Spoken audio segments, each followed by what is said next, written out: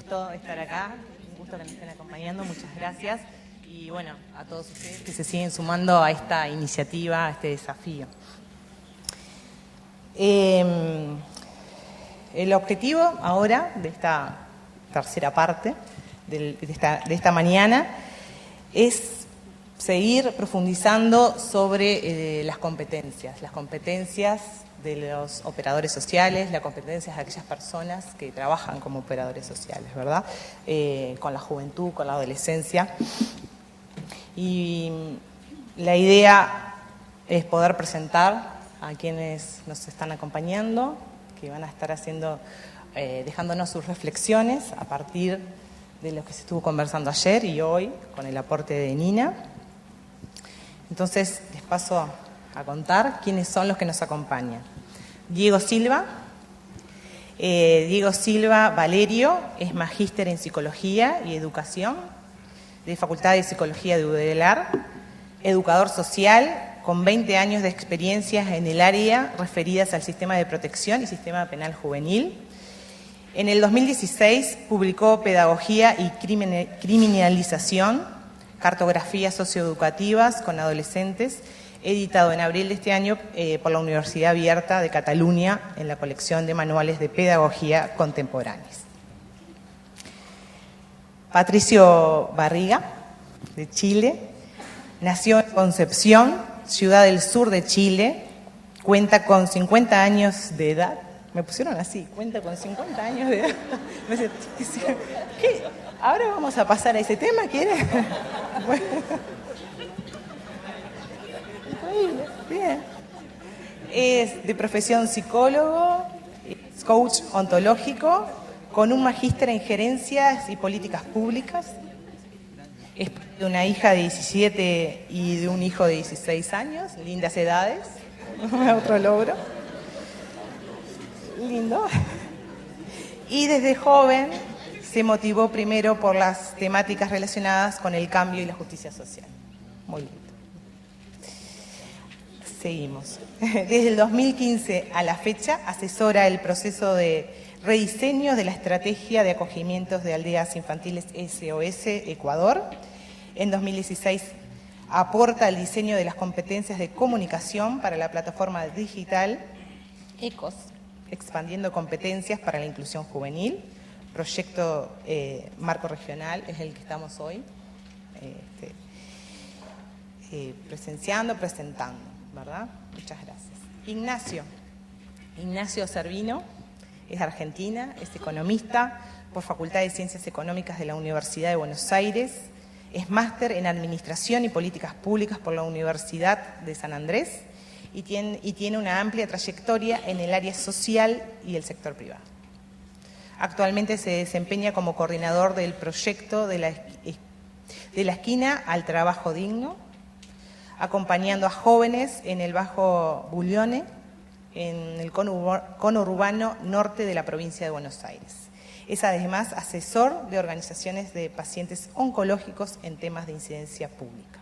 Asimismo, es consultor de empresas, pymes, industriales en el marco de la Organización Mundial del Comercio, OMC. Alcira Quintana es de Paraguay, es consultora, especialista en juventud en Paraguay, es licenciada en Planificación y Gestión de Políticas Sociales, ha participado en cursos sobre derechos humanos, género, desarrollo territorial y técnicas de facilitación de procesos con énfasis en género.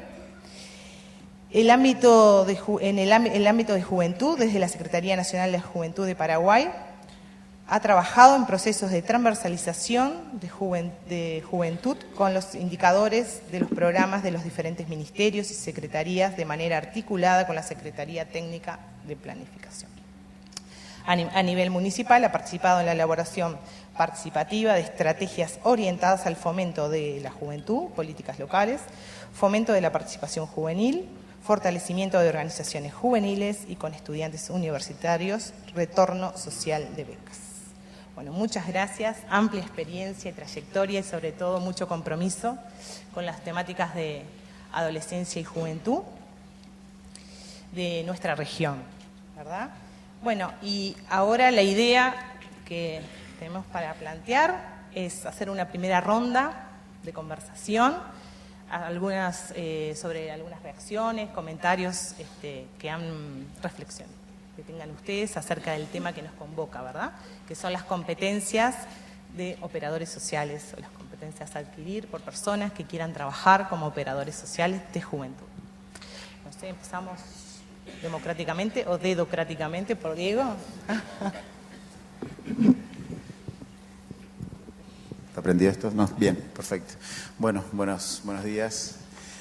Muchas gracias por la invitación a este espacio. Me parece súper interesante estar discutiendo sobre estos temas que en general discutimos poco y producimos menos, creo, y que tiene que ver con una dimensión del trabajo con adolescentes y con jóvenes muy aterrizada, muy concreta, que tiene que ver con las prácticas, o al menos desde ahí, digamos, más allá de mi experiencia profesional en el campo de la infancia y de la adolescencia, también de hace, creo que más 12, 13 años soy docente en la carrera de educación social, con lo cual, digamos, en esto de la formación de profesionales, digamos, uno está metido en un montón de discusiones y, digamos, sabemos que en el Uruguay pensar esto desde el enfoque de competencias es algo que no es pacíficamente aceptado, sino que es una discusión bastante fuerte.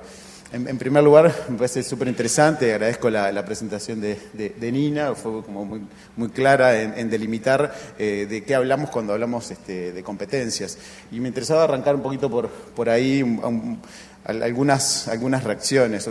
Pensaba tres tipos de reacciones. Primero, como reafirmar la perspectiva que Nina sostenía y que al menos yo lo he venido estudiando hace unos años, de lo que son no las competencias para el mundo del trabajo, sino las competencias en el marco de la educación, y hay distintos autores franceses, por ejemplo, como Philippe Mérier o Deniers, que hablan que las competencias es un saber en movimiento, ¿no? O sea, que no es solamente el realizar algo, un desempeño, sino que ese desempeño necesariamente implica una serie de saberes, una serie de conocimientos que se ponen en juego para tomar decisiones en un contexto donde la situación no está predeterminada, sino que se va configurando a partir de múltiples interacciones entre actores e instituciones, ¿no? Entonces, esta capacidad de tomar decisiones es clave y hay un conjunto de saberes que se ponen en juego en esa línea. Eso, digamos, como acuerdo general sobre la perspectiva, y que me parece que es clave pensar esto en términos de el trabajo con adolescentes y jóvenes en situación de vulnerabilidad. Cuando la tradición, si uno va a la historia de estas prácticas, en general están muy centradas, y por ahí es mi línea de trabajo, en una lógica más del orden del control social y de la moralización que de la búsqueda de ciertos objetivos o la producción de ciertos aprendizajes, ¿no? Y desde ahí el reubicar ciertas discusiones a partir de lo que hay que hacer y lo que hay que saber para poder hacer lo que hay que hacer es un recentrar la discusión en forma, desde mi punto de vista, adecuada. Fundamentalmente porque estamos en un ámbito de una absoluta desregulación. Es decir, bueno, las prácticas que se desarrollan en estos contextos de trabajos con jóvenes en situación de vulnerabilidad realmente muchas veces no están, ni siquiera en los proyectos tienen objetivos claros. Hay unos cuantos informes al respecto sobre programas sociales en Uruguay y en otras partes donde, digamos, se detecta un problema y se interviene, pero no se establece muy claramente qué es lo que se busca producir. Entonces me parece que hay algo del orden de la desregulación que es muy vulneradora de los derechos, ¿no? En la medida que la situación del adolescente y del joven depende discrecionalmente de con qué educador, con qué persona, con qué institución se va encontrando, y no se piensa en este tipo de prácticas como prácticas del orden de lo público. A mí me gusta poder pensarlos de esto, de una suerte de política socioeducativa que conecta, digamos, una dimensión, una suerte de aspectos híbridos que tienen que ver con lo social y con lo pedagógico. Al menos desde ahí es que lo pienso. Eso en primer lugar, y que parte de esta discusión tiene que ver con generar ciertas estabilizaciones en esas prácticas, ¿no? Y una dimensión de estabilización es definir claramente cuáles son esas funciones, esas competencias que quienes trabajamos con los adolescentes y los jóvenes debemos desempeñar. O sea que ahí hay un punto interesante. Un segundo punto que tiene que ver con una dimensión más crítica, que yo he participado en distintas instancias de este proceso y repito esto sistemáticamente, que tiene que ver con la categoría de operador, ¿no? La categoría de operador es para mí, digamos, no termina de aportar riqueza al trabajo que muchos de nosotros, la gran mayoría de nosotros hacemos en estas políticas, en estas instituciones, y que en realidad, en cierto sentido, puede ser contradictoria con la lógica de pensarlo en términos de competencias, porque el operador es alguien que ejecuta algo, ¿no? Que realiza algo, y justamente una de las cuestiones que Nina ha enfatizado y en la cual estoy muy de acuerdo es en la dimensión de la toma de decisiones. Es decir, me parece que hay un montón de situaciones que tienen que ver con la incertidumbre, y que quienes están en primera línea del trabajo directo están permanentemente tomando decisiones, con lo cual hay algo del orden de lo reflexivo que es clave en este tipo de procesos. Y por último, esta intervención es muy breve, pensar en términos más si se quiere, de propositivos o de reflexionar en relación a algunas cosas que me parece que es clave introducir, ¿no? Y que van en la línea de esto de establecer cierta reducción de la incertidumbre y de estabilizar las prácticas educativas, ¿no? Y así como estamos pensando hoy sobre cuáles son las competencias que tienen quienes tienen la responsabilidad como adultos de trabajar con los adolescentes y con los jóvenes, deberíamos pensar también en relación a los distintos proyectos, dos planos de estabilización de estos, por un lado de los resultados, ¿no? Hay un montón de programas que proponen resultados de inclusión social, ¿no? Es decir, bueno, inserciones laborales, inserciones educativas, etcétera, etcétera. Pero después uno ve, Carmen Rodríguez estuvo haciendo referencia a algunos trabajos que venimos haciendo estos años. Hay una dimensión de la práctica educativa en concreto que tiene que ver con un conjunto de procesos que no queda debidamente documentada, o que las evaluaciones o las formas que se han venido evaluando estos programas sociales no registran, ¿no? Y nos quedamos solamente en el frío número de, bueno, tantas inserciones, tantas bajas, tantos egresos, y hay un proceso ahí que tiene que ver con el aprendizaje, y ahí digamos una categoría que es bastante conocida, esto de pensar la educación a lo largo de la vida. Un psicólogo español que se llama César Coll, que él dice, bueno, la educación es a lo largo y a lo ancho de la vida. Entonces, decir, bueno, ¿cómo pensamos algunas estrategias para dar cuenta de esos aprendizajes, y que capaz que va en la línea de lo que Nina planteaba sobre los procesos de certificación? Es decir, bueno, que un joven que participa en un programa, en un centro juvenil, o en un club de niños, en un programa de calle, o en un hogar, o está preso, o Jóvenes en Red, o qué cosas en ese proceso aprende, o qué cosas nos proponemos deliberadamente que aprenda. Yo creo que ahí hay una línea a trabajar, que puede hacerse eso también en clave de competencias, incluso, pero que implica generar alguna estabilización a prácticas que vienen siendo demasiado desreguladas y demasiado discrecionales.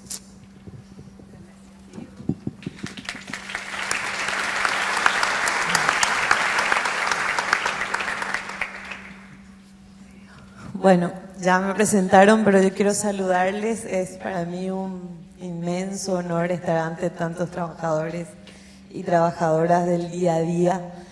Nos encontramos poco, si bien mi título hoy es de consultora, pero yo soy parte de ustedes, ¿eh? Yo trabajo en el día a día, más en contextos rurales y con pueblos indígenas, ¿verdad? Y creo que en esta mesa nos complementamos súper bien, ¿verdad? En el sentido de que a mí me ha tocado estar el sujeto en el que interviene el técnico, la Secretaría de Juventud, el que posibilita las políticas locales, ¿verdad? Estar con otros técnicos conversando sobre cuál es la mejor manera, y creo que los clowns representaron bastante bien las cosas que nos pasan en el territorio muchas veces, ¿verdad? Entonces, si bien en términos de competencias y de medición más técnico, más cualificado, ya están escritas y ya estamos discutiendo, digamos, ¿verdad? Y cuando venimos a hablar en las mesas, es importante traer el sentir que, o lo que nos pasa en el territorio, que tiene que ver con esto de que nuestra responsabilidad es mucha porque estamos incidiendo en la vida de las personas, ¿verdad? Somos como los agentes de cambio, pero lo que hacemos es aportar un granito de arena, mirando, escuchando, estando allí, porque hay veces que no hace falta decir nada, ¿verdad? Y creo que el toolkit o ECOS, ¿verdad?, rescató un poco eso que nosotros hablábamos, ¿verdad? El estar presente, el poder escuchar al otro. Y con los pueblos indígenas, a mí me gusta hablar muchísimo y la mayoría de los técnicos hacemos eso. Escuchamos poco, hablamos, tenemos tanto que decir. Y con los pueblos indígenas, ¿qué es lo que entendimos? Ellos hablan poco, pero dicen exactamente lo que tienen que decir. Tienen mucho tiempo de escucha, ¿verdad? Y si bien ellos no tienen muy marcado la época de juventud, tienen rituales de transición.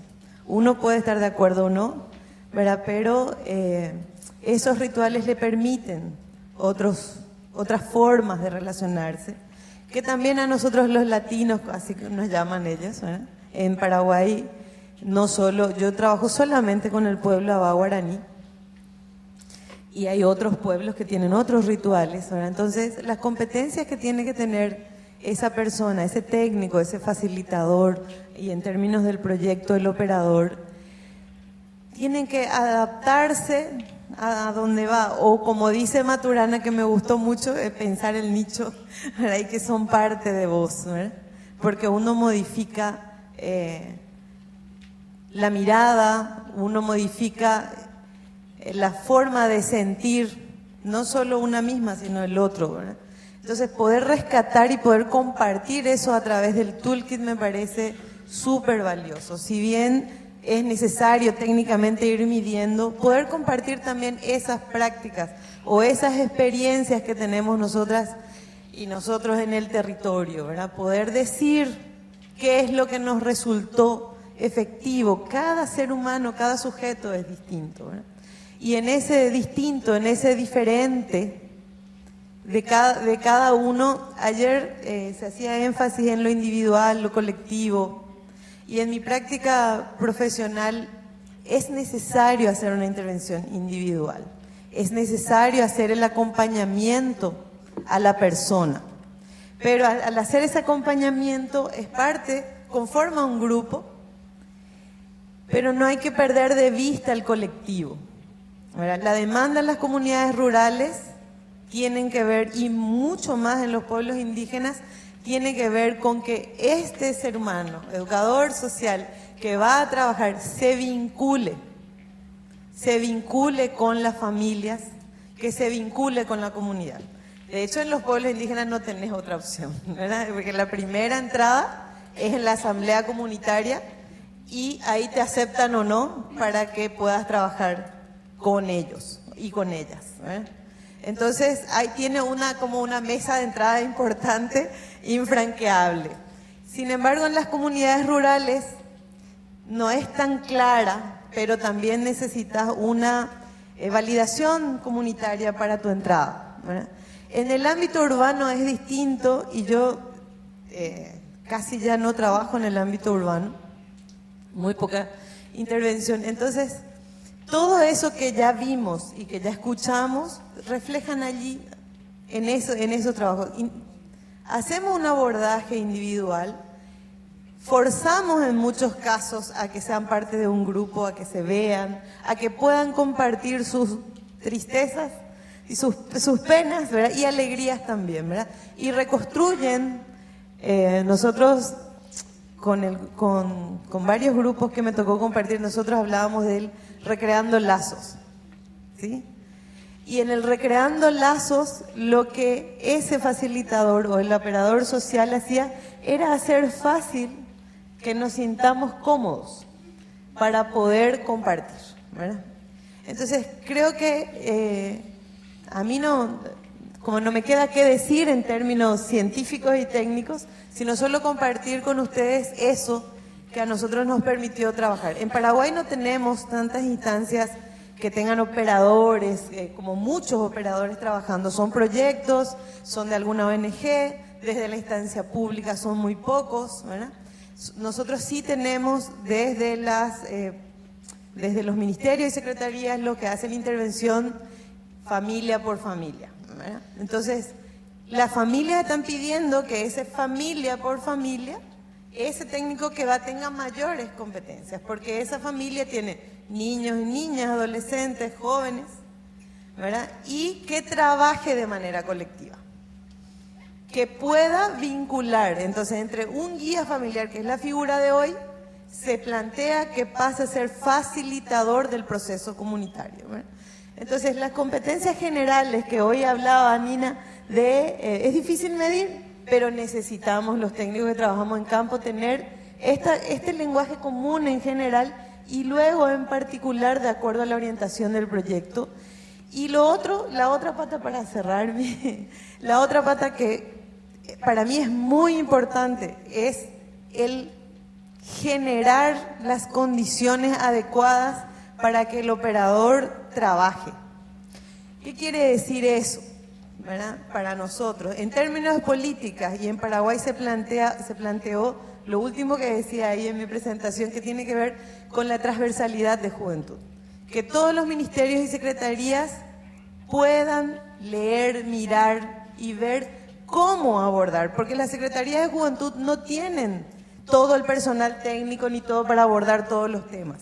Entonces en Paraguay se está optando porque la secretaría sea quien pueda orientar, y para nosotros el toolkit es la herramienta para poder compartir y que los técnicos puedan tener esta cuestión general, por lo menos, para empezar, ¿verdad? Para poder hacer el abordaje desde salud, desde educación, ¿verdad? Desde los diferentes ámbitos. Para eso requiere una serie de transformaciones, ¿verdad? Se requiere remirar los resultados que plantean esos programas, se requiere remirar los indicadores de esos programas, ¿verdad?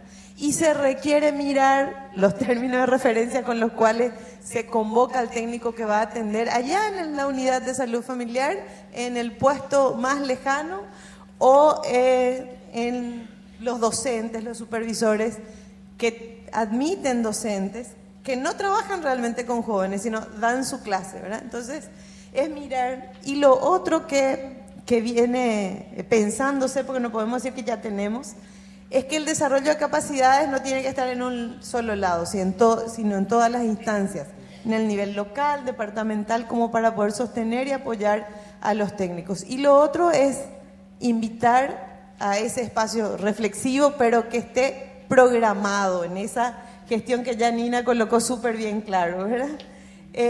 Cómo los técnicos, el trabajo en equipo, ¿verdad? Donde podamos expresarnos, pero no solamente para planificar las acciones, sino para poder decir nuestra impotencia, nuestro dolor, lo que nos pasa en territorio. A veces nos requieren, ¿verdad? Y otras veces nos tiran piedras. Nos ha pasado, ¿verdad? Porque teníamos pelo largo, pelo corto. Entonces, necesitamos ese espacio de decir lo que siento y poder también compartir herramientas y algunos saberes que fuimos construyendo juntos y juntas, ¿verdad? Porque yo recibí mucho más de lo que di en las comunidades. El de haber estado me ha permitido aprender muchísimo. Quizás es muy difícil para nosotros expresar todo eso en resumidas palabras, ¿verdad? Entonces, para mí son dos patas: cultivar, conversar, respetar, por sobre todo, ¿verdad? Que ustedes saben mejor que yo eso. Y por otro lado es generar las condiciones adecuadas.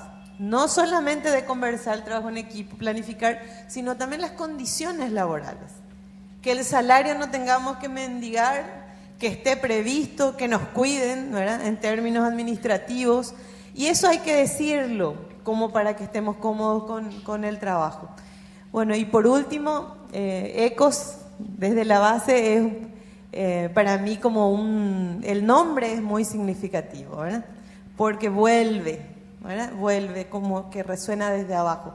Entonces, quiere decir que sí, ECOS podría permitir a los trabajadores y trabajadoras escuchar su voz, y que los técnicos que ya están más especializados y demás puedan recopilar eso que nosotros planteamos.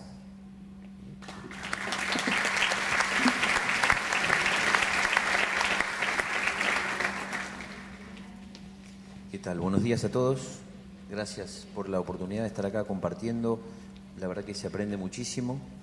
Se me ocurría contar un poco, yo hablo de la experiencia de los centros barriales diocesanos, puntualmente del centro de Boulogne, que es donde yo trabajo, y nosotros es como que recorrimos un proceso inverso en la formación, fue todo absolutamente intuitivo, ¿no? Por eso nos suma mucho estar acá y poder entender distintas categorías y poder empezar a decir, esto que nos pasó tiene que ver con esto, y aprender de ese lugar.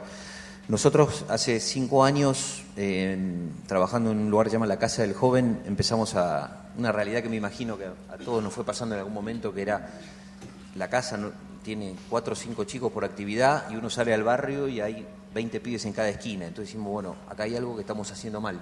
Entonces surgió la necesidad de tener un equipo de operadores que sean la casa en la calle, digamos, ¿no? Y que recorran el barrio y que puedan construir esos vínculos que la casa, porque no tenía capacidad de captación, no lograba captar. Entonces nos apoyamos, como mostraba el video que pasaron ayer, en referentes locales, ¿no? Fuimos a buscar a la gente que tenía la capacidad de llegada, poniendo en valor esto de la cercanía. Fue muy rico lo que dijeron de la cercanía ayer, que no se le puede pedir todo, pero que es un instrumento absolutamente necesario para acceder, ¿no? Nosotros nos dimos cuenta que era a través de ellos que teníamos que llegar. Y ahí fuimos, aprendiendo con ellos también cuál era la mejor manera de llegar, ¿no?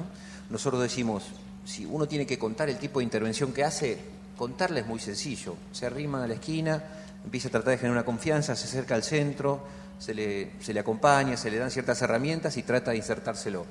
Pero bueno, la operación de eso es muy compleja porque ese proceso no es lineal y porque los chicos entran y salen del proceso todo el tiempo y por supuesto que también por propias debilidades del equipo que acompaña. Pero lo que fuimos viendo también que las competencias que necesitaban los operadores eran distintas para cada instancia del proceso y empezamos a descubrir que había operadores que eran muy buenos para arrimarse a la esquina, para abrazar, para contener, para generar ese primer vínculo, pero después no eran tan buenos para el acompañamiento. Es decir, ese joven, una vez que ellos lo cuentan como si fuera un bollo de lana que tiene distintas soguitas, el operador tiene que tener la habilidad de cuál empezar a tirar para arrimarlo, ¿no? De dónde están sus intereses, dónde están sus inquietudes, y poder encontrar esa beta que a gente que no es del barrio, que no lo conoce y que no conoce la historia del barrio, a lo mejor le es muy difícil. Entonces, ahí está la habilidad del operador en ese primer contacto, que es una habilidad muy específica, pero muchas veces ese mismo operador no tiene las habilidades para hacer lo que llamamos como ese acompañamiento más para el cambio, o para aterrizar una propuesta, para que se pueda empezar a asomar a un proyecto de vida, que es lo que se hace más puertas adentro de la casa, ¿no? En un curso de acompañamiento, en una conversación, en un grupo de escucha, en diversos tipos de actividades. Entonces ahí el operador necesita otro tipo de habilidad, necesita poder mantener viva esa llamita que el primer operador supo despertar, ¿no? Y después fuimos descubriendo también de esta manera, a lo largo de ese proceso, como este proceso, si bien no termina nunca, para nosotros el primer hito más importante es la inserción, ¿no? Cuando esa persona consigue trabajo, se inserta en el mundo educativo, nosotros ponemos mucho énfasis en el trabajo. También fuimos descubriendo, porque gente que conseguía trabajo después al tiempo lo perdía, que esa es otra habilidad distinta que tiene que ver con cómo acompañar para sostener eso. Me pareció riquísimo lo que compartió la compañera brasilera ayer, a partir de este ejemplo de la chica de 16 años que se arrimaba al centro de salud, porque después ella dijo que iban construyendo la metodología a partir de las historias de vida y a partir de los casos. Y ahí me di cuenta que nosotros es un poco lo que vamos haciendo también, a lo mejor en forma mucho menos prolija y sistematizada, pero en las reuniones grupales de los operadores lo que vamos tomando son los casos que son los que nos van un poco marcando el rumbo, ¿no? Y el rumbo a los cachetazos y a los tropezones, ¿no? Porque la verdad es que las trayectorias de los distintos casos son las que nos hacen torcer de un momento a otro. Así que esa anécdota que trajeron ayer nos hizo como volver la reflexión sobre los casos propios y nos pareció muy rico ese concepto de ir construyendo la metodología a partir de las historias de vida.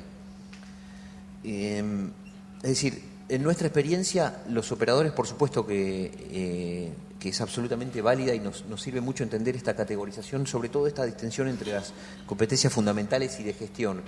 Por el tipo de proceso que fuimos haciendo nosotros con los operadores, la verdad es que ellos son mucho más fuertes en las fundamentales y no tanto en las de gestión. Cuesta mucho sistematizar, cuesta mucho interiorizar procesos, registrar, que es una cosa absolutamente valiosa y necesaria para medir. En eso estamos como, la verdad que bastante, dando pasos importantes respecto a donde empezamos, pero es lo que más nos cuesta. Porque también los operadores, como decimos, son también personas hechas, no tienen a veces ese margen de maniobra para decir, bueno, incorporate toda esta práctica de registro. Entonces, ahí el trabajo nuestro un poco es, como los operadores siempre van de a dos, bueno, complementar un poco las competencias de los operadores y que haya por lo menos uno que tenga esa mayor habilidad de registro. Intentamos como acompañar por ahí esa carencia que tiene el operador.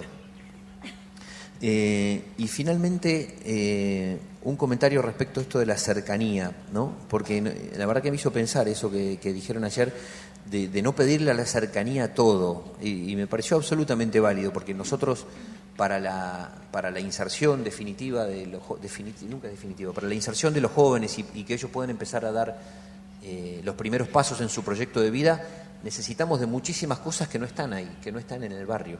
Necesitamos de las empresas y fuimos descubriendo puntualmente que las empresas valoran mucho esa cercanía, porque hemos escuchado muchísimo que las empresas se quejan justamente de lo que nosotros podemos brindarle, porque ellas se quejan de la falta de compromiso con la tarea, de la falta de sostenimiento, de las ausencias, etcétera, y nosotros podemos darle un seguimiento a eso.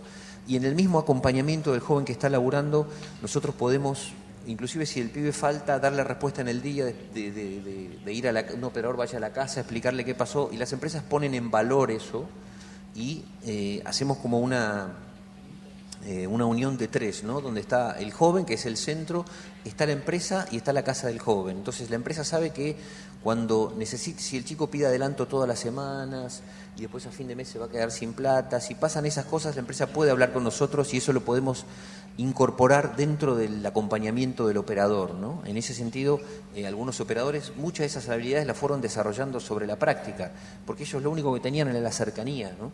Que, de nuevo, lo quiero poner en valor porque me parece que es, digamos, sin eso no se puede. No quiero ser tan drástico, digo, nosotros no lo hubiéramos podido hacer sin eso, ¿no? Sin esa cercanía. Pero entiendo perfectamente que se necesita de un nivel de interlocución con otras instituciones, en nuestro caso básicamente con las empresas, para poder completar un ciclo completo, ¿no? Y de alguna manera, así como una reflexión un poquito más general, ir armando como una ecuación de corresponsabilidad, porque estos jóvenes que están ahí en los barrios y que son ignorados y que, compañera Guadalupe decía ayer, ¿cómo puede ser que un pibe que tiene 22 años haya llegado a esa edad sin el documento nacional de identidad? ¿Cómo puede ser que a toda la sociedad se le pasó por alto eso? Eso es responsabilidad de todos y que no lo estamos viendo. Entonces, trayendo distintos actores se puede como ir armando un rompecabezas como para dar una respuesta, aunque sea desde lo local, pero bueno, aquí estamos para compartir este tipo de experiencias. Eso es.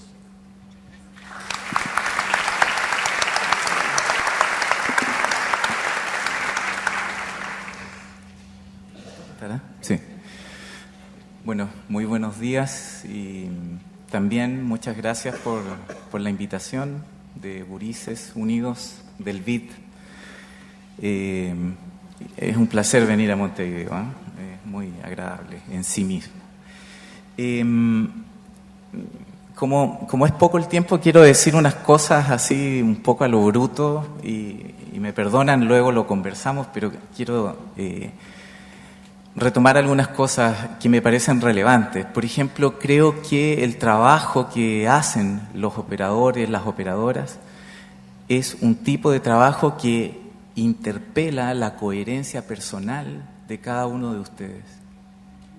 En uno de los videos, me parece que una colega paraguaya decía, este es un trabajo para valientes, una voluntaria, porque nos interpela. Alguien también decía ayer, los jóvenes rápidamente detectan cuando no eres coherente con lo que estás diciendo.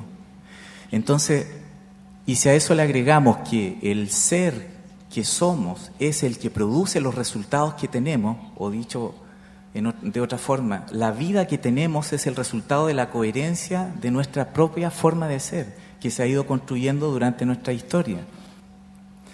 Si la sociedad actual genera marginalidad, violencia, vulnerabilidad de jóvenes, los excluye, no solo puede ser que nos focalicemos en el joven como si fuera, alguien decía también, un átomo suelto. No, ese joven es el resultado de una sociedad que tiene ciertas creencias y que en coherencia a esas creencias genera ciertas emociones. Y esas emociones son las que nos predisponen a actuar de una o de otra forma. Y las emociones son las que nos llevan a actuar de una o de otra forma. Dependiendo del juicio que uno haga, de lo que es posible y lo que no es posible, actúa en consecuencia. Si uno cree que es malo, pero yo no creo en mi caso que sea una creencia, una verdad, malo para bailar salsa, por ejemplo. Si alguien propone hacer una actividad de cierre para bailar salsa, mi emoción va a ser, yo soy un intelectual, no, yo no hago estas cosas, ¿no? Y la emoción va a ser, me va a llevar a actuar, a buscar una excusa para no venir. Y luego uno dice, uy, ¿por qué no vino? Porque somos una coherencia. Y en mi experiencia, por lo menos, y por eso en mi currículum decía, soy padre de 2 adolescentes, porque venía a este encuentro, tengo práctica, eso es lo que quería decir el currículum. Es como la escena número 1 de los clowns. Esto no puede ser instruccional. Yo no le puedo dar una lista, o sea, sí puedo hacer distinciones, pero no dar una lista de cómo hacer en caso de, porque lo que pasa es que en caso de, no sé cuál era, de adversidades, ¿cuál era el concepto?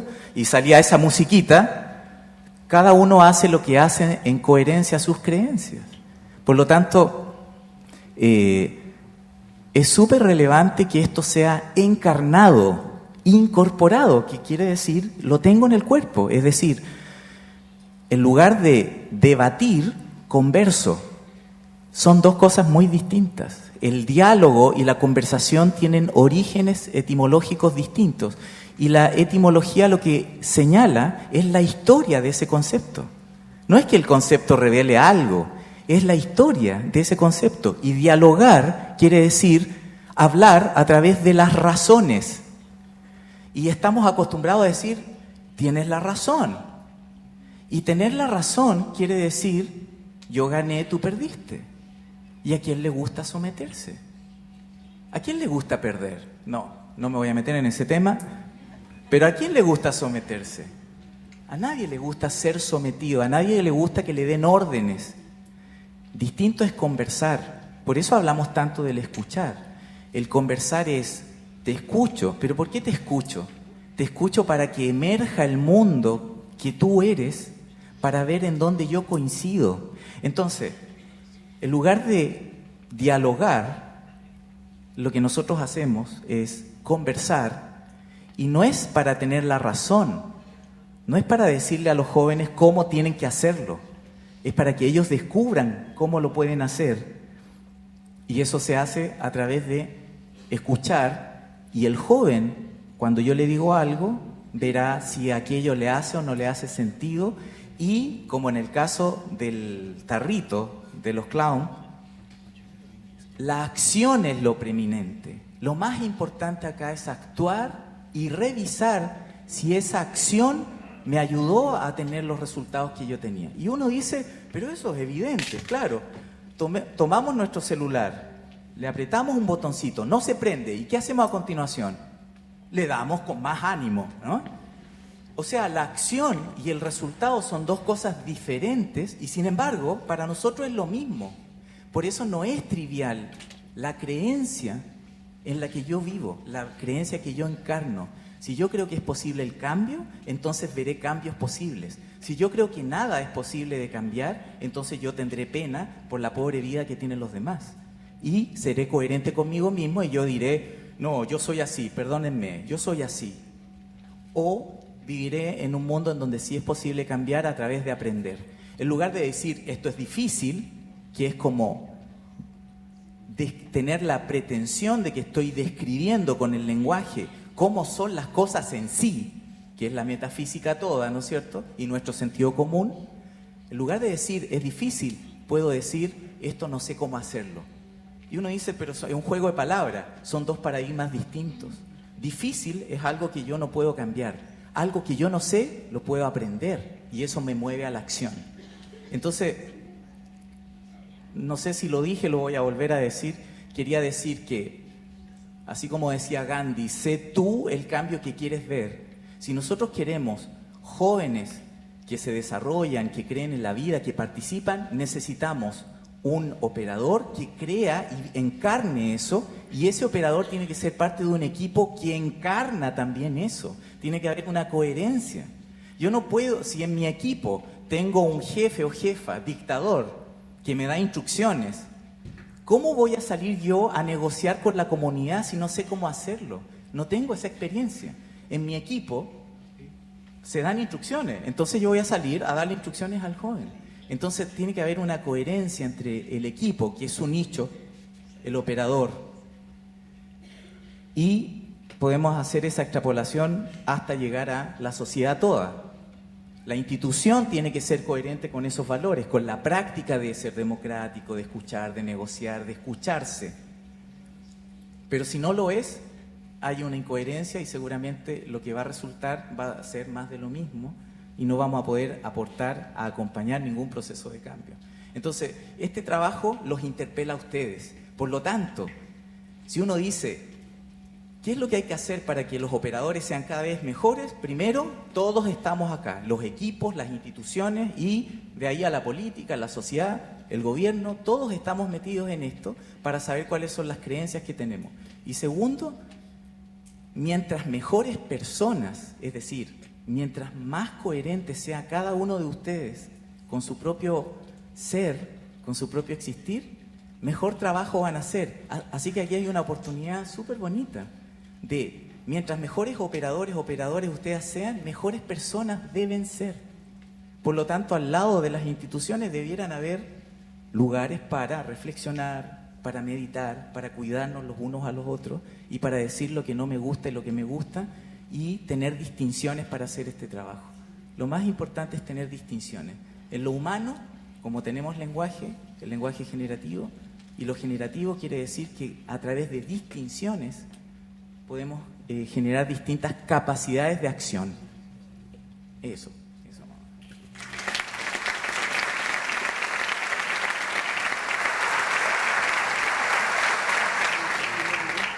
Muchas gracias por las reflexiones. Bueno, invitamos a Nina también acá, pero para dar instancia al diálogo, para que se generen las preguntas, reflexiones, si se puedan... A la conversación, al diálogo, a la conversación. Van a estar los micrófonos abiertos. Estela y Cecilia. Bien.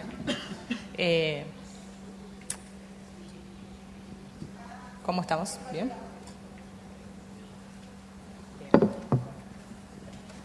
Hola, buenos días. ¿Cómo están? Una reflexión. Perdóname mi portuñol, soy de Brasil, entonces estoy muy influente en portuñol. Una reflexión sobre lo que he dicho en la mesa, sobre la cuestión de el diálogo con jóvenes, la cuestión del adultocentrismo. Es un problema que nosotros en Brasil tentamos cambiar con los operadores. La cuestión de nosotros adultos tenemos la mejor solución para tu vida. Es un gran desafío que nosotros tenemos que vencer.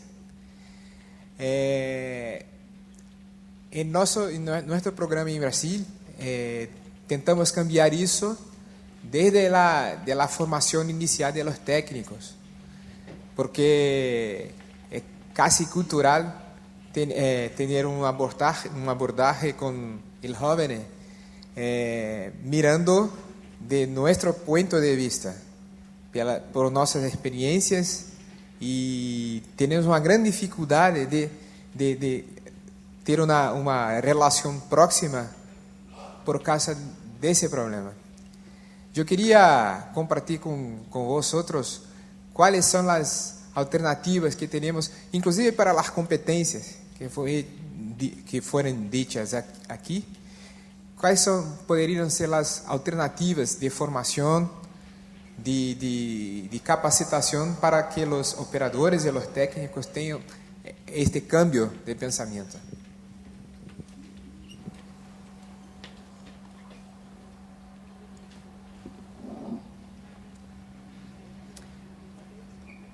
¿Sí? ¿Contestamos? ¿Sí? Yo creo que una alternativa, por ejemplo, es tener la distinción entre diálogo y conversación. El diálogo es para tener la razón, por lo tanto para someterse, y eso trae conflicto. Cuando nos metemos en el tema de la verdad, eso trae pura tragedia para lo humano. Las cruzadas, las guerras, la dictadura, toda gente que tenía la verdad y por lo tanto con eso justificaba su persecución de los otros que estaban equivocados.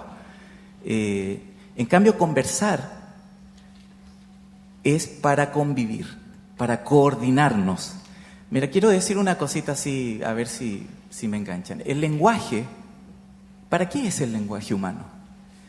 Una parte del lenguaje humano es para describir las cosas que vemos, ¿no? Una parte. Pero la gran mayoría de las cosas que hacemos al hablar es crear, inventar nuestro mundo. Por lo tanto, por eso es tan importante escuchar. Pero yo creo que una práctica relevante es aprender a distinguir entre diálogo, conversación y conversar a través de escuchar, para poder coincidir, no para tener la razón, para coincidir en lo que podemos hacer juntos.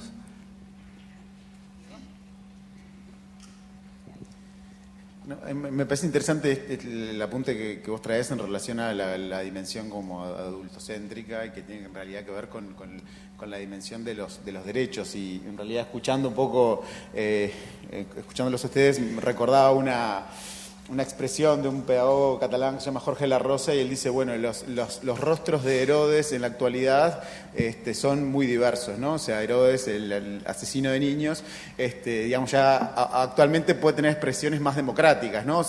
O camuflarse con estructuras más democráticas, pero que de última, digamos, la vulneración también es encarnada por un conjunto de instituciones que no generan ciertas condiciones materiales y objetivas para que se ejerzan algunos derechos, ¿no? Me parece que ahí hay un punto que es clave. Y conectando con algo de lo que vos planteabas, y que ayer Carmen estuvo trabajando, esta dimensión del orden de lo común, la mesa de ayer se trabajó, es decir, bueno, cómo pensamos, digamos, en una construcción de una política pública y consiguientemente, digamos, de prácticas, ¿no? Que son el reverso, digamos, y el aterrizaje de la política, donde hay una responsabilidad institucional de poner algo en juego del orden de lo común, ¿no? Y en todo caso, y lo común en relación a una generación, ¿no? Es decir, bueno, ¿cuáles son esos objetivos, resultados, esos aprendizajes, esos saberes que pensamos para una generación de jóvenes, de adolescentes, no sé, uruguayos, argentinos, paraguayos, chilenos? O sea, ¿qué es eso? Y en todo caso después hay los caminos, las formas, las metodologías de llegar a eso pueden ser muy singulares y pueden dar cuenta mucho de las cosas de esta presencia, de este mano a mano, que traduzca eso del orden de lo común en lo singular. El tema es que yo creo que no estamos accediendo hoy a algún tipo de respuesta sobre qué es esto del orden de lo común, sino, nada, intervenciones institucionales. Y asumimos, por ejemplo, no sé, el derecho a la educación es el derecho a estar sentado en una silla en un aula, ¿no? Y el derecho, en todo caso, eso es el derecho a asistir a una institución educativa. El derecho a la educación, en todo caso, es el acceso a un determinado patrimonio cultural común. Bueno, es cómo eso lo traducimos en prácticas que garanticen ese derecho.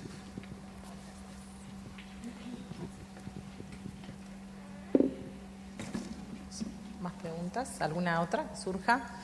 Allá, Estela. Acá.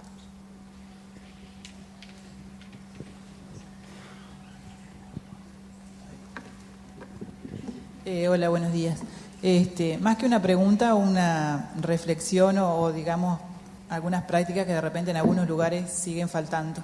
Un poco hoy cuando veíamos la escena de los payasos, algo que vemos con mucho dolor a los que nos gusta de alma esto, es como hay instituciones que patean el tarrito para otro lugar o que miran el tarrito como miraban el bebé y como es un problema, bueno, de quién es, mío no es, y lo sorteamos y hay algo que hemos visto en nuestra historia ya, digo, que se corrige muchas veces con afecto hacia esas personas.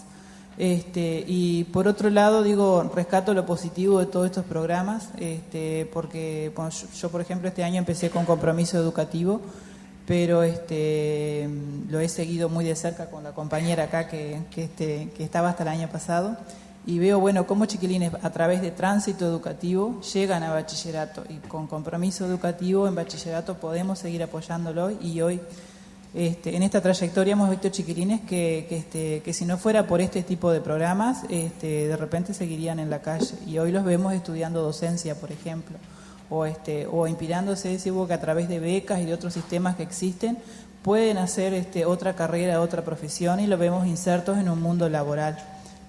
Por eso yo realmente los felicito y espero que esto siga, porque creo que va a ser una problemática de siempre, pero que creo que este fortalecimiento y esta continuidad le da otras expectativas de vidas y bueno, de decir, bueno, existir depende de mí, y soy un sujeto activo que si yo sé aprovechar las posibilidades, que creo que es lo que tenemos que tener en plan de igualdad, ¿sí? Las posibilidades, las potencialidades para que ellos puedan aprovecharla y salir adelante.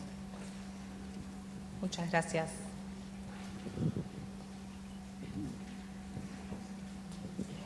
Arriba. La idea era que estuviéramos todos.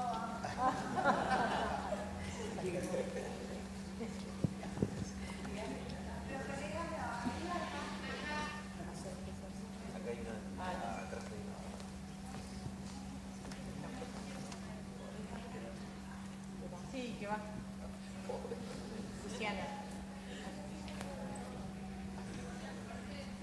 Sí, capaz que sí. Hola. No, un punto que me parece que es importante a la hora de hablar del trabajo de los operadores es el tema de la creatividad, ¿no? Muchas veces cuando uno está trabajando un proyecto o tratando de facilitar la inclusión con la población que trabajamos, siempre surgen los inesperados, esos que uno no tiene planificado y que generalmente se generan por situaciones que tienen que ver con la persona con la cual estamos trabajando o con el contexto, o a veces problemas que suceden a nivel institucional.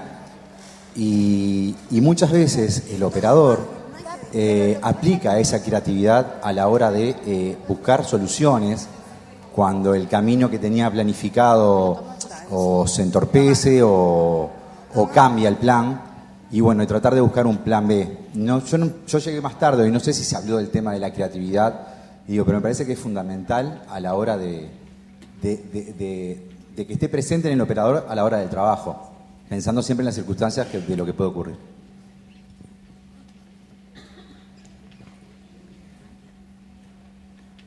Hola. Ay. Perdón, yo llegué a la última exposición y en realidad me quedaban como preguntas también. En cuanto a lo que hablaban de la coherencia entre bueno, la acción del operador, la necesidad también que exista esa coherencia desde las instituciones que sostenga el accionar del operador, y en cuanto a los espacios para reflexión, como espacios de cuidado, de expresar ideas libre y democráticamente, cuando muchas veces los operadores responden a instituciones que son básicamente instituciones, programas y proyectos que son básicamente manejados de forma jerárquica, que responden a determinados diseños y determinados resultados. O sea, cómo hacer también para encontrar ese lugar de diálogo de las prácticas que pueda incidir en la acción concreta de los operadores.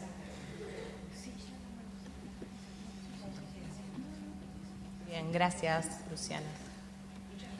¿Algún comentario?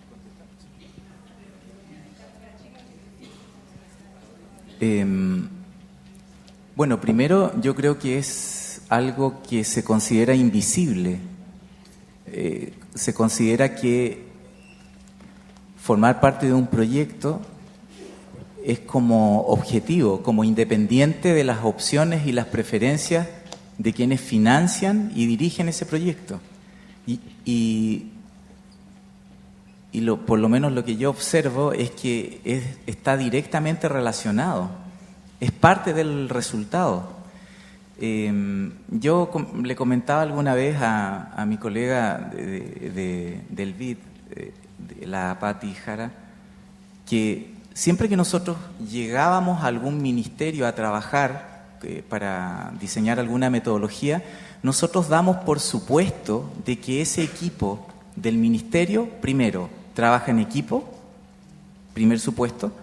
Segundo, que va a colaborar con nosotros.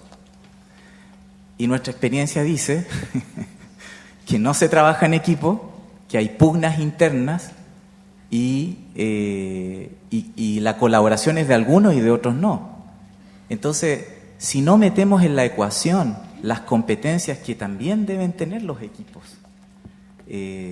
las comunidades, por ejemplo en Ecuador, en Aldeas SOS Ecuador se trabaja la distinción comunidades protectoras, o sea, que la comunidad donde viven los niños tenga prácticas que protejan a los niños de las vulnerabilidades a las que están expuestos. Y un estudio, varios estudios, ¿no es cierto?, de observatorios de derechos de niños en Ecuador indican que el 80% de la gente, de los adultos en Ecuador, son maltratantes en opinión de los jóvenes y los niños de Ecuador, sin distinción de costa, sierra, no importa, urbano, rural, 80% de los niños y jóvenes dicen los adultos son maltratadores.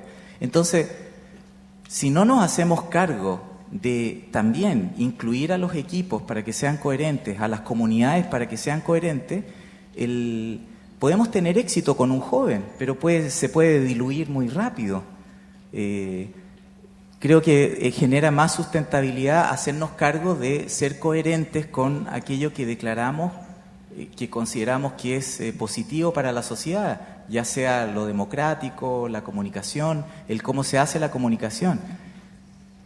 Pero si yo soy parte de una institución en donde no se respetan mis derechos, ¿cómo puedo trabajar en un programa de protección de derechos? Es una incoherencia. Le quita poder y los convierte en Quijotes, no locos, sino idealistas. Y eso frustra. Entonces, yo creo que hay que revisar eso, ¿no? Hay que revisar que los proyectos no pueden incluir solo a la población objetivo como parte de su intervención.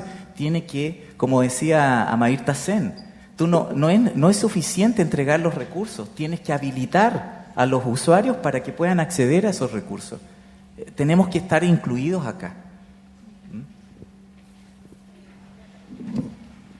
Bueno, yo una cosita sobre este último tema, ahora aparte de lo que tú decías, que también me parece que es importante y faltó decir porque forma parte también de los objetivos de este toolkit y de este enfoque.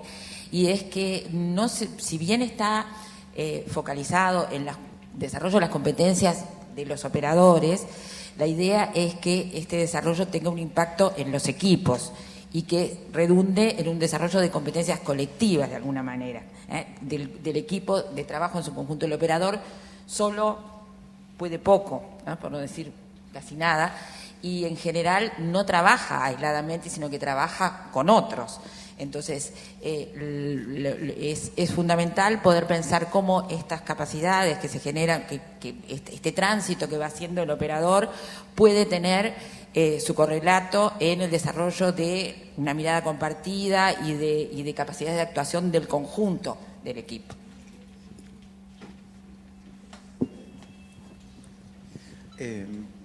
Dos, tres cosas. En relación a los comentarios, a los intercambios. Por un lado, la dimensión está más del esta tensión, digamos, entre lo común y la singularización, que me parece que esa es una de las discusiones, en esto de decir, bueno, cómo desde el diseño de la política, el diseño de los programas, se establecen ciertos marcos que son comunes a todos, pero que después, en términos concretos, las traducciones que se generen, digamos, son co-construcciones entre los educadores y los jóvenes, ¿no? Básicamente es en ese esquema. Y decir, bueno, cómo incorporar, digamos, desde un enfoque, digamos, de competencias, como estamos planteando, una lógica de profesionalización, es decir, bueno, cómo generamos una perspectiva de un accionar profesional que requiere, por un lado, cierta autonomía, o sea, por eso marcos y no recetas o protocolos de actuación, que requiere de esos profesionales la capacidad de tomar decisiones en forma argumentada y de reinventar la acción. El tema es que en esto de la co-construcción y la creatividad también me parece que no se trata, digamos, de que la creatividad es que, bueno, para cada caso vamos a construir la respuesta maravillosa que nos resuelva un problema, porque en realidad no sabemos cómo resolver estos problemas, sino en todo caso vamos tentativamente pensando estrategias que van dando respuestas que sirven para algunas situaciones y que para otras la misma no sirve para absolutamente nada. Por eso la necesidad de tener profesionales y equipos que piensen y repiensen su actuación. El tema es que no puede darse eso en la libertad absoluta, sino que es en determinados marcos. Y ahí, digamos, la segunda reflexión, pensando en una frase muy simple, muy tonta, pero que me parece que es crucial para el pensar sobre estas cuestiones, que es de un pedagogo catalán que se llama Joan Carles Melich, y él dice, somos nuestras situaciones, ¿no? Y en esta idea de somos nuestras situaciones estamos poniendo en juego, digamos, toda una tradición pedagógica. Por ejemplo, John Dewey encarna en relación a la experiencia, y donde la experiencia tiene que ver con una dimensión que es subjetiva, que tiene que ver con el sentido de lo que hacemos, pero que con otra dimensión que es material y que trata de construir condiciones objetivas, ¿no? Es decir, bueno, cómo en el tramitar esas dos dimensiones es que la práctica se va produciendo. Y insisto en que más allá que hoy estamos hablando de los adultos que trabajamos con los jóvenes, hay algo que hay que pensar, es establecer, bueno, cómo ponderamos los procesos, ¿no? O sea, los educadores pasamos hablando de proceso, decir, bueno, y vivimos hablando de proceso. Y muchas veces las evaluaciones son sobre resultados de inclusión. Es decir, bueno, entró el 20%, ¿no? El 20% terminó, hizo ciertos logros, y bueno, el 80% ¿qué pasó? Entonces ahí hay algo en ser un poco más precisos en capturar, ¿no? En términos de evaluación, ¿qué son esos procesos? Y me parece que hay esta idea de la educación a lo largo y a lo ancho de la vida, o sea, pensar los procesos de aprendizaje en espacios de los más amplios posibles, ¿no? Esto de la educación formal, no formal, esas discusiones, que requiere que nosotros establezcamos con cierta claridad qué cosas esperamos que las personas que transitan por proyectos de este estilo aprendan, ¿no? Y que no necesariamente eso tiene una traducción en resultados de inclusión, y que no haya resultados de inclusión no quiere decir que necesariamente haya un fracaso, sino que en todo caso los mecanismos de evaluación han fracasado porque no pueden dar cuenta de procesos singulares que suceden y quienes trabajamos cotidianamente con adolescentes los vemos, pero no tenemos formas de nombrar, ¿no? Apenas los balbuceamos, pero no podemos comunicarlos. Bueno, voy a usar mi ayuda de memoria, así soy hago más cortito. Cuando hablaba de creatividad, el compañero allá me hace el vínculo con el adultocentrismo, ¿verdad? O sea que y además esta otra pata, para mí siempre son dos, ¿verdad? Uno, el trabajo que hacemos con las personas jóvenes, y otro, estas condiciones que deben generarse. Y dentro de esas condiciones deben generarse a nivel de políticas públicas y de las instancias con las que trabajamos. Hay una parte en donde somos nosotros, que el compañero ya habló bastante sobre eso, ¿verdad? Donde el operador Y en las profesiones que elegimos generalmente nos orientan como algunas técnicas de autoevaluación, evaluación o algunas herramientas que ayer hablábamos con Luis Caputo, de autobiográficas, ¿verdad? Donde ir marcando, hacer nuestro propio proceso, no tener miedo a acudir al psicólogo, porque a veces recomendamos, pero no nos vamos, ¿verdad? Es como construirse una misma, ¿verdad? Y allí el toolkit también tiene como esto de mirarse, ¿verdad? La autoevaluación. Definir como qué quiero yo como persona. Y el qué quiero yo como persona, y una vez que vamos definiendo, también se va definiendo para nosotros cuál es el aporte que yo quiero hacer, ¿verdad? En términos de con quienes trabajo.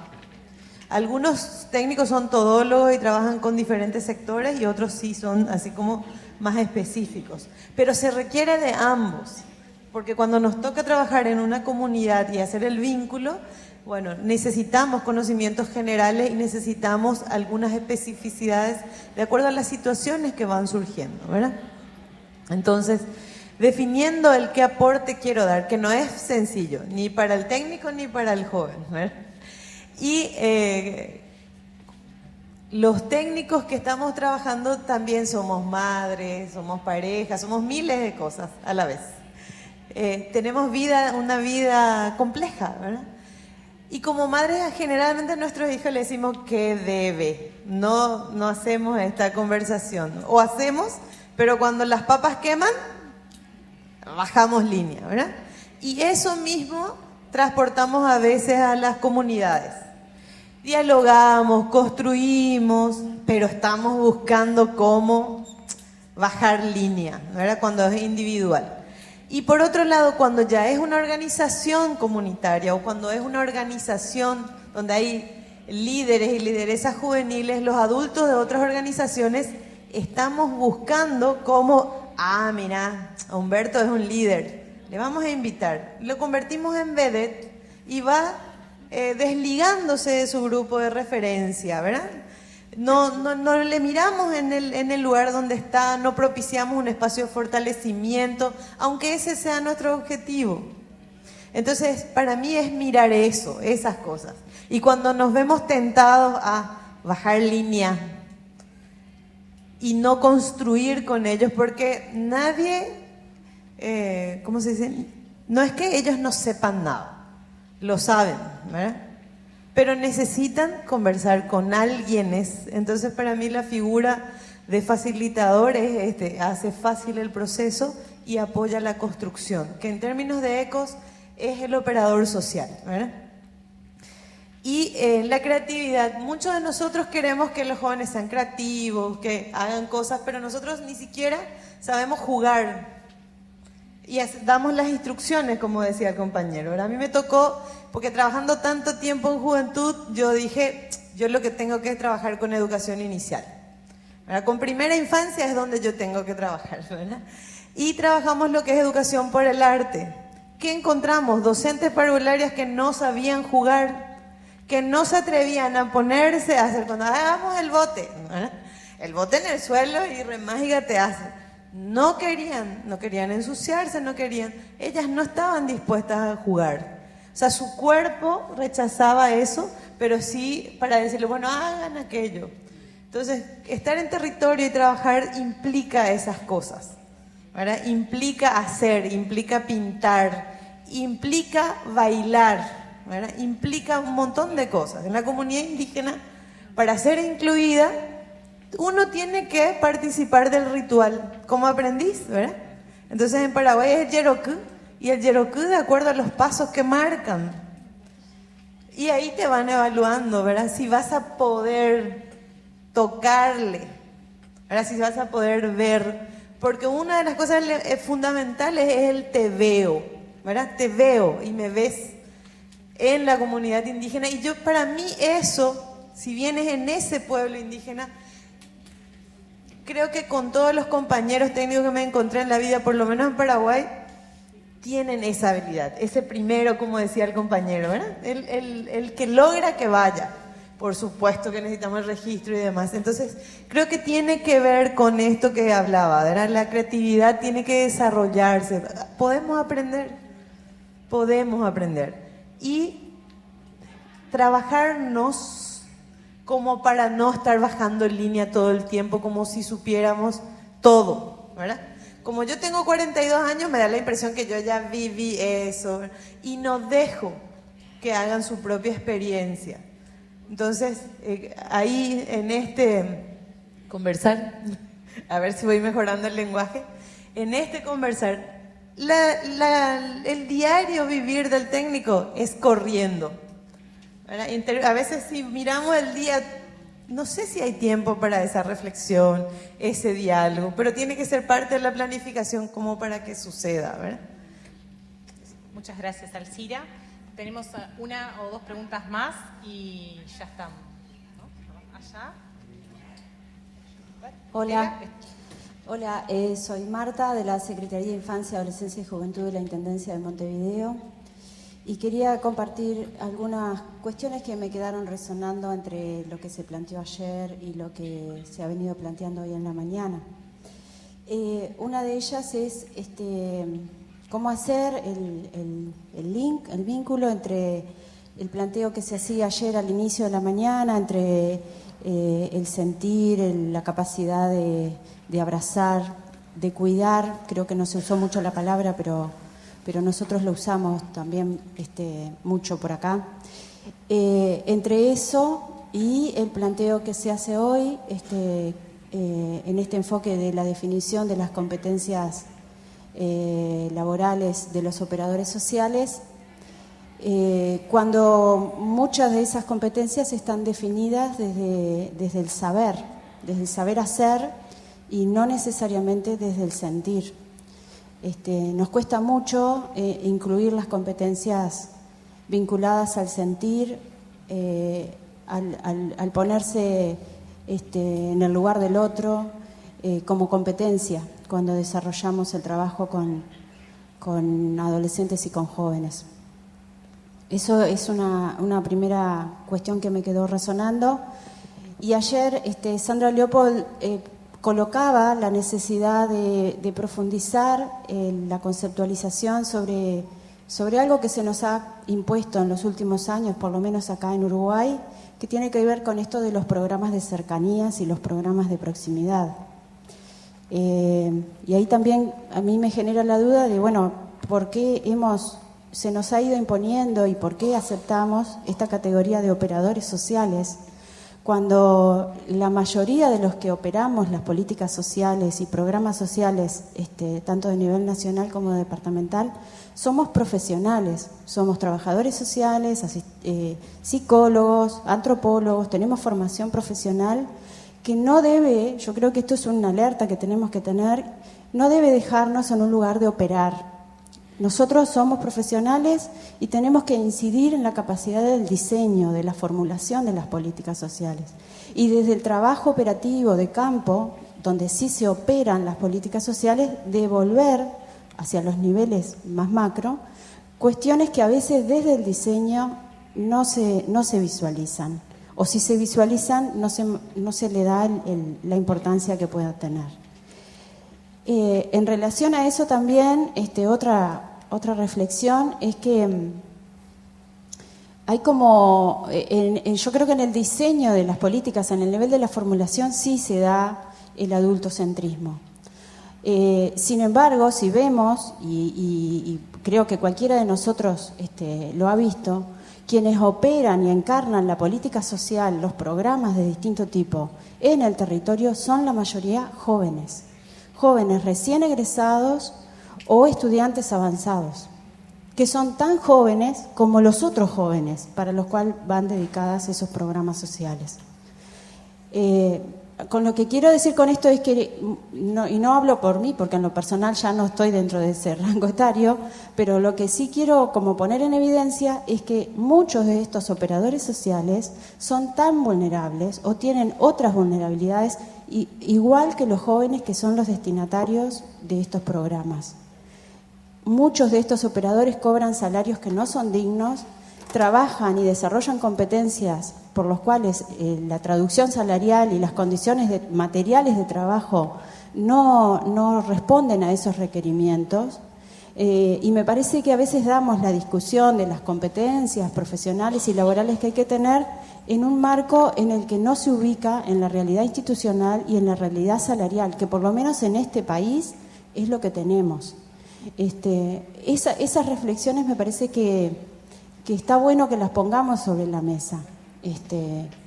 Y lo último, con respecto a lo de las competencias laborales, en relación a los operadores sociales, esa categoría, tiene que ver con que no es una cosa nueva, no es un debate. Desde la década del 90 venimos hablando de formación profesional y formación laboral y desempeño laboral por competencias. Que capaz que no se ha dado el salto de la discusión o del debate académico hacia lo institucional, y que también me parece que es un enfoque que refuerza el desempeño individual del operador. Habría que preguntarse si las organizaciones y las instituciones que desarrollan estos programas brindan las condiciones para que esas competencias puedan ser expresadas, digamos, o habilitar que el operador social, que en forma individual las puede tener, pero que luego el contexto institucional no lo habilita. Gracias.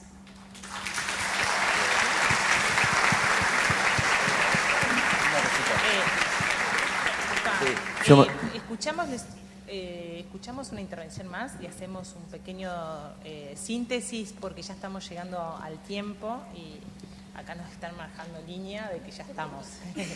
Ahí está. Pero estamos ¿sí? Por favor. Bueno, muchas gracias. Lo primero que quería decir es felicitar a los clown, porque hicieron una representación fantástica que permite reflexionar muchísimo en cada una de las escenas.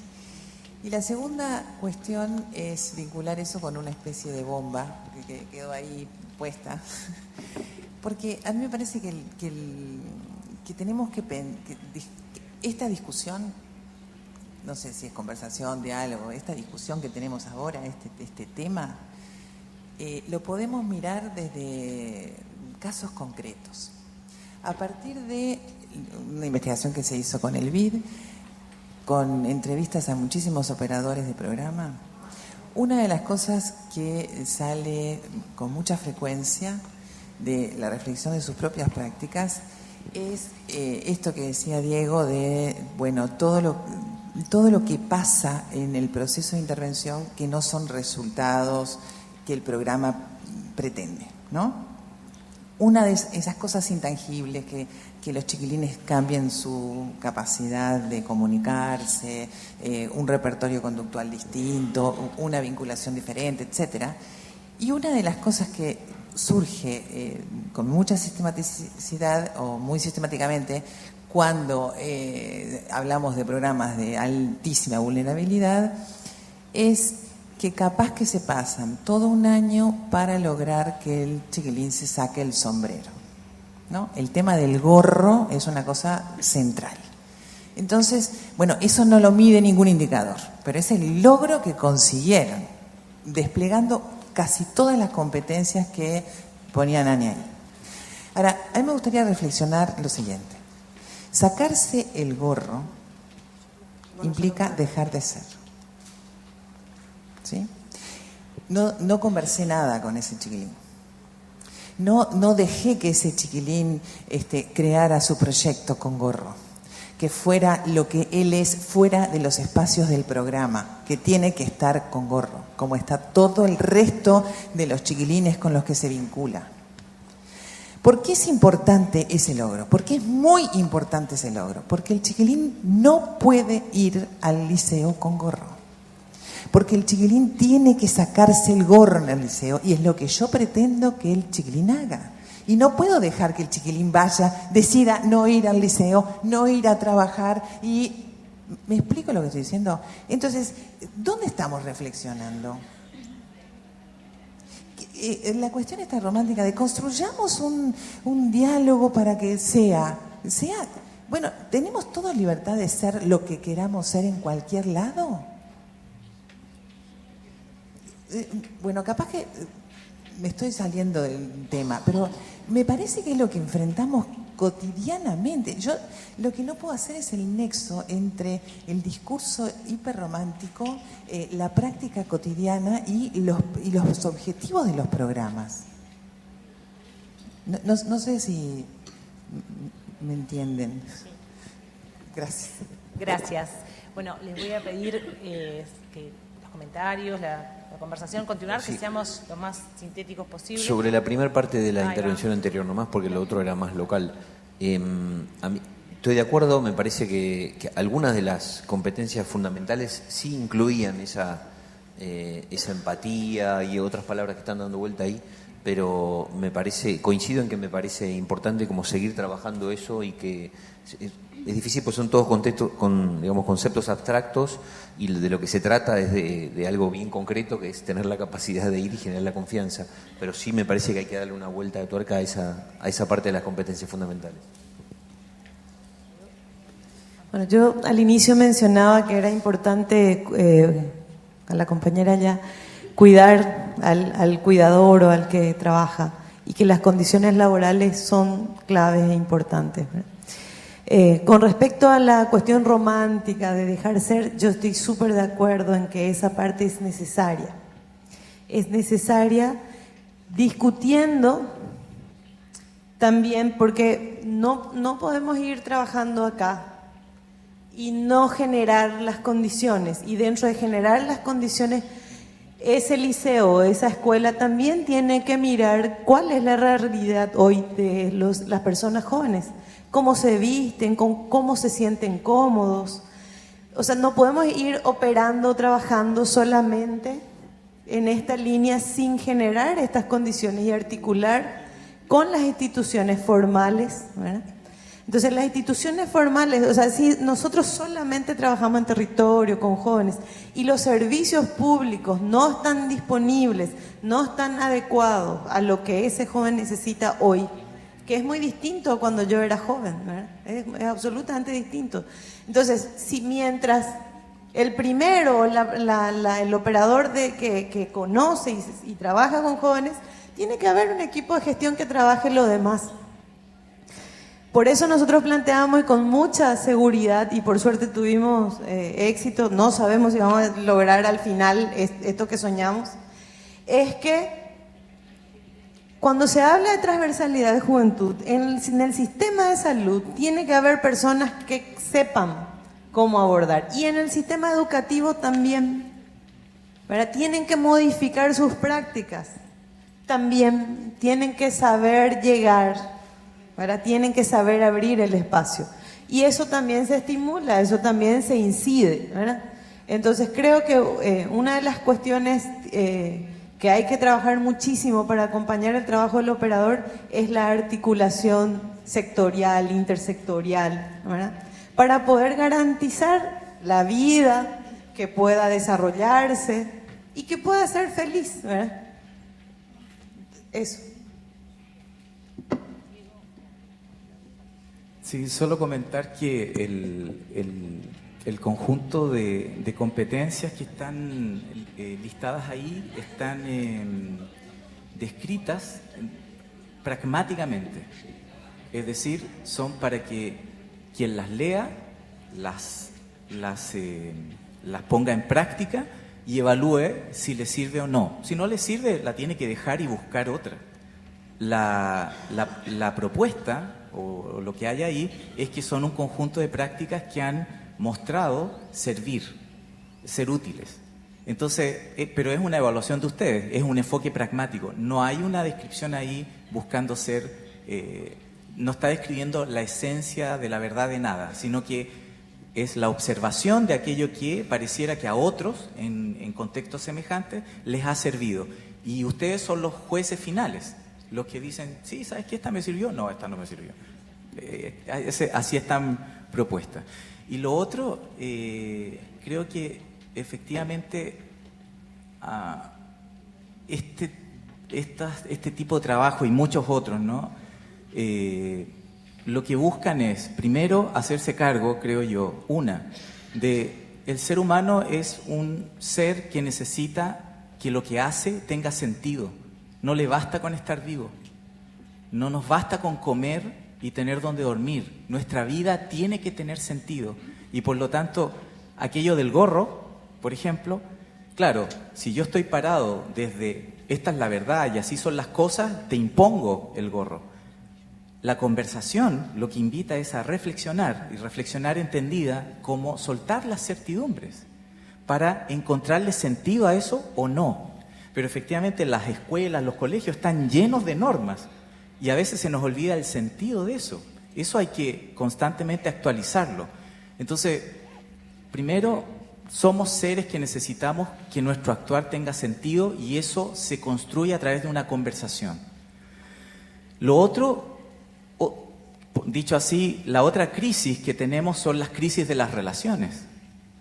Nuestra, por decirlo así, incompetencia para tener buenas relaciones con los seres que nos importan, nuestros hijos, nuestras hijas, pareja, o ustedes dicen que no, que todo está fluyendo y todo bien en las relaciones. Relación con el jefe, la jefa, las relaciones, nos faltan distinciones para ser más competentes en establecer relaciones positivas. Y lo otro, la otra crisis, creo yo, es la de la convivencia. ¿Cuál es el tipo de convivencia que queremos? ¿Cuál es el tipo de sociedad que queremos? ¿Nos gusta cómo están las cosas? ¿Vamos a seguir siendo tolerantes con la violencia, empaquetada y puesta en el cine?